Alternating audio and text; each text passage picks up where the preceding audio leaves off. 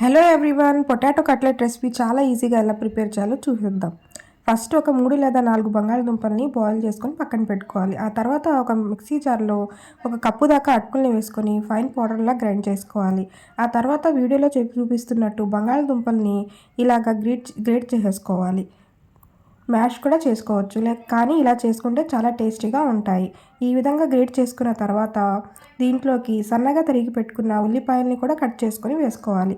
ఆ తర్వాత క్యారెట్ ఇంకా కొత్తిమీరని యాడ్ చేసుకోవాలి. 1 లేదా 2 పచ్చిమిర్చిని కూడా ఇలా చిన్న చిన్నగా కట్ చేసుకొని యాడ్ చేసుకోవాలి. ఆ తర్వాత మనం ఫస్ట్ గ్రైండ్ చేసుకున్న అటుకుల పౌడర్ని యాడ్ చేసుకొని కొంచెం సాల్ట్ ఇంకా కారం యాడ్ చేసుకోవాలి. ఆ తర్వాత చిన్న మిక్సీ జార్లో కొన్ని బ్రెడ్ పీసెస్ని యాడ్ చేసుకొని బ్రెడ్ క్రమ్స్ కూడా ఇలా రెడీ చేసుకొని పక్కన పెట్టుకోవాలి. ఆ తర్వాత బ్రెడ్ క్రమ్స్ని కూడా యాడ్ చేసుకొని కొన్ని అయితే ప్లేట్లో తీసుకొని పక్కన పెట్టుకోవాలి. ఈ విధంగా రెడీ చేసుకున్న మొత్తం మిక్చర్ని మనం చేత్తో కొంచెం కూడా వాటర్ యాడ్ చేయకుండా మిక్స్ చేసేసుకోవాలి.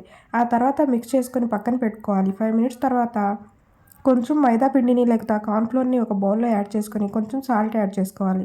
సాల్ట్ యాడ్ చేసుకొని ఎలాంటి లంప్స్ లేకుండా ఈ విధంగా వీడియోలో చూపిస్తున్నట్టు కలిపి పక్కన పెట్టేసుకోవాలి. తర్వాత ఒక 10 మినిట్స్ తర్వాత కొంచెం చేతికి వాటర్ రాసుకొని ఈ విధంగా అయితే ఏ షేప్లో కావాలంటే మనకి ఆ షేప్లో రౌండ్ లేదా కట్లెట్ షేప్లో ఈ విధంగా వీడియోలో చూపిస్తున్నట్టు ప్రిపేర్ చేసుకొని ఫస్ట్ మనం మైదా పిండిలో మిక్స్ చేసేసుకొని ఆ తర్వాత బ్రెడ్ క్రమ్స్లో మిక్స్ చేసుకొని అన్నీ ప్రిపేర్ చేసుకొని ఒక ప్లేట్లో అయితే పక్కన పెట్టేసుకోవాలి.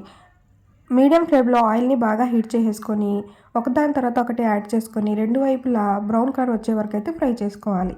ఎప్పుడు కూడా మీడియం ఫ్లేమ్లోనే కుక్ చేసుకోవాలి. హై ఫ్లేమ్లో కుక్ చేస్తే లోపల పొటాటోస్ ఉంటాయి కదా, అవి సరిగ్గా కుక్ అవ్వన్నమాట.